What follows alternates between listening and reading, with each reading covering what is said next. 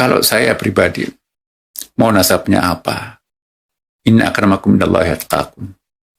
Jadi seorang yang berketurunan Nabi sekalipun, kita nggak boleh membangga-banggakan nasab. Assalamualaikum warahmatullahi wabarakatuh. Sampurasun. Berjumpa lagi bersama Senja 17 Channel. Nah, ada sebuah pernyataan dari Menteri Agama Republik Indonesia, Bapak Profesor Dr. Haji Nasaruddin Umar, dalam podcastnya Bang Haji Roma Irama. Nah, Bang Haji Roma Irama bertanya kepada Menteri Agama, apakah kemuliaan itu diukur dengan nasab? Mengingat bahwa beberapa tahun ini ada polemik nasab yang selalu mengagung-agungkan nasabnya yang tersambung kepada Rasulullah SAW.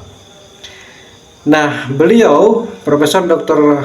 Haji Nasaruddin Umar, menjawab bahwa kemuliaan seseorang itu tidak diukur dari nasabnya, tetapi dalam Al-Quran dijelaskan bahwa kemuliaan seseorang itu berdasarkan atas ketakwaannya, bukan dari nasabnya. Nah, beliau mencontohkan anaknya Nabi Nuh, Kan'an, itu walaupun nasabnya garis keturunan dari Nabi Nuh, tetapi tetap dia durhaka dan celaka. Jadi kemuliaan itu tidak diukur dengan nasab. Nah, lebih lanjut beliau menjelaskan bahwa buat apa nasab tersambung kepada Rasulullah kalau misalkan perilakunya tidak mencerminkan perilaku apa yang sudah dicontohkan oleh Rasulullah SAW.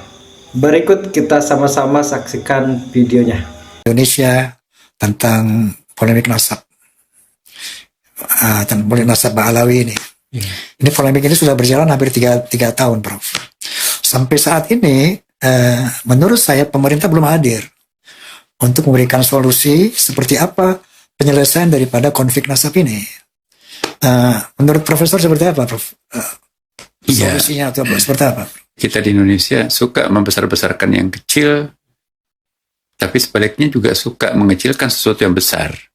Itu kan nggak fair ya, nggak benar secara agama. Biarkanlah cecak itu cecak, buaya itu buaya. Jadi jangan membuayakan cecak, jangan juga mencecakkan buaya. Bahaya dua-duanya. Jangan mengharimaukan kucing dan juga jangan mengkucingkan harimau. Dan itu bahaya. Kalau saya pribadi, mau nasabnya apa? Inna akramakum indallahi atqakum. Jadi seorang yang berketurunan Nabi sekalipun, kita nggak boleh membangga-banggakan nasab itu. Tapi juga sebaliknya, kalau memang faktanya itu adalah nasabnya dari Rasulullah SAW, ya secara genetik ya, ilmu genetik itu mengatakan bahwa genetiknya Rasulullah itu sampai turunannya itu kan ada DNA-nya berkesinambungan. Ya, saya kok yakin ya bahwa kalau genetiknya Rasulullah itu ada efeknya, ada pengaruhnya. Kita juga menghimbau kepada habaib kita ya, kita juga jangan mengeksploitasi status nasab itu menjadi seolah-olah aku lebih baik daripada Anda. Karena ada ayatnya kan, inna akramakum indallahi atqakum. Ya, la fadla li arabiyyin. Tidak ada keutamaan orang Arab di antara orang yang lain ya kan. Jadi bagi kita semuanya di sini, kita hormati orang siapa yang spiritualitasnya itu mirip dekat dengan Rasulullah. Saya, Bang Roma, saya pribadi tidak ada nasabnya langsung dengan Rasulullah. Tapi saya ingin sekali nasab spiritualitas saya itu dekat dengan Rasulullah. Apa artinya nasab biologisnya dekat? Tapi kalau perilaku kita seperti Abu Jahal, Abu Lahab, tabat yada abi lahabin wa tab. Saya bukan bernasab Rasulullah, tapi saya ingin menjadi nasab spiritualnya Rasulullah. Kan dalam Quran juga ada kan. Kan'an itu, anak, jangankan nasabnya, anak biologisnya Nabi Nuh. Ya. Sementara yang naik di perahunya itu hanya nasab spiritualnya yang naik di perahu kan. Ayo anakku naiklah di atas perahu. Apa kata Quran? Innahu laisa min ahlika. Itu anak biologismu. Tapi sesungguhnya laisa min ahlika itu bukan nasab spiritual. Malah yang selamat itu kan adalah nasab spiritual itu. Ya kan? Jadi anak kandung sendiri itu tenggelam. Yang selamat itu adalah nasab spiritual itu.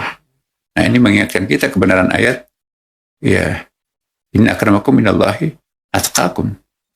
Nah, itu. Baik, Prof. Jadi memang yang Prof katakan tadi, sadaqallahul azim wa sadaqar rasulul karim.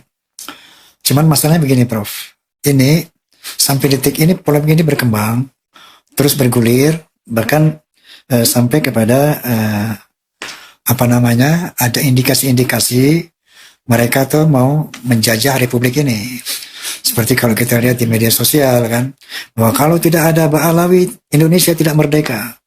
Yang memerdekakan Indonesia adalah Ba'alawi dan sebagainya. Indonesia ini jadi aman, jadi merdeka, jadi makmur itu karena kenapa?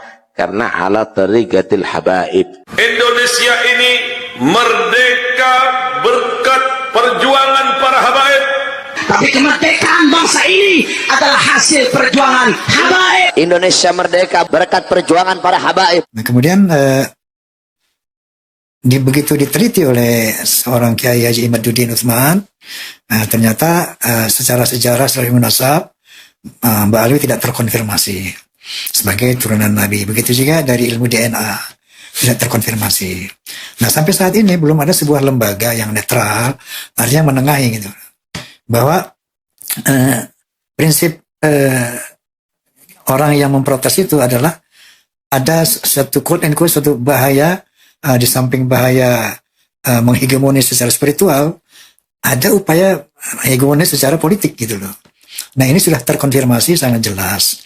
Oleh karena itu di sini diharapkan pemerintah itu hadir ya untuk memberi satu solusi, satu jalan keluar daripada polemik. Kalau enggak ini semakin tegang gitu loh, Prof. Nah, sampai di kalangan PBNU sendiri kan telah terjadi perpecahan yang luar biasa gitu, Prof. Sejarah membuktikan kita ya bahwa semakin berjarak antara umat dengan ajaran agamanya, semakin jatuh kemanusiaan itu. Nah, inilah misi kami, Bang Romai. Saya katakan kepada publik, misi Kementerian Agama itu, selain misi untuk menjadi WTP, wajar tanpa pengecualian, ada kriteria yang sangat penting untuk mengukur keberhasilan Kementerian Agama. Apa itu? Semakin berjarak antara umat dengan ajaran agamanya, semakin gagal Kementerian Agama. Tapi semakin menyatu antara umat dengan ajaran agamanya, maka semakin sukses Kementerian Agama itu. Kalau umat beragama di Indonesia menyatu dengan ajaran agamanya, tidak usah ada polisi, tidak usah ada pintu. Polisinya adalah akidahnya. Ajaran agamanya menjadi pengawal. Itu bukan hak saya. Di sini ada polisi banyak, tapi juga kehilangan juga banyak, ya kan? Kenapa? Berjarak antara pemeluk dengan agamanya. Nah, tantangan kita ke depan, Kementerian Agama ini, bagaimana mendekatkan antara umat dengan ajaran agamanya. Kalau ini dilakukan, Masya Allah, agama apapun kalau kembali kepada agamanya, tentu tidak ada agama yang menghalalkan korupsi. Semua agama menganjurkan untuk menjunjung tinggi hak asasi manusia. Ya, Masya Allah, tabarakallah. Jadi kira-kira saya sudah menangkap bahwa polemik ini tangkapan saya, Prof. Polemik ini tidak boleh diformalkan kira-kira gitu. Bukan gitu, Prof. Jangan dibawa ke satu hal yang formal, diformalkan tuh nggak boleh. Iya, kalau emak saya, Bang, kalau pemerintah terlibat, itu bukan memecahkan persoalan, menambah persoalan. Jadi sikap pemerintah dalam satu persoalan, ada kalanya harus terlibat, ada kalanya tidak boleh terlibat. Ya kan? Mencampuri urusan agama, individu masyarakat, itu jangan. Agama punya batasnya, negara punya batasnya. Jadi jangan negara mencampuri urusan privat setiap agama, itu prikit itu. Tapi juga jangan agama masuk ke dapur pemerintahan.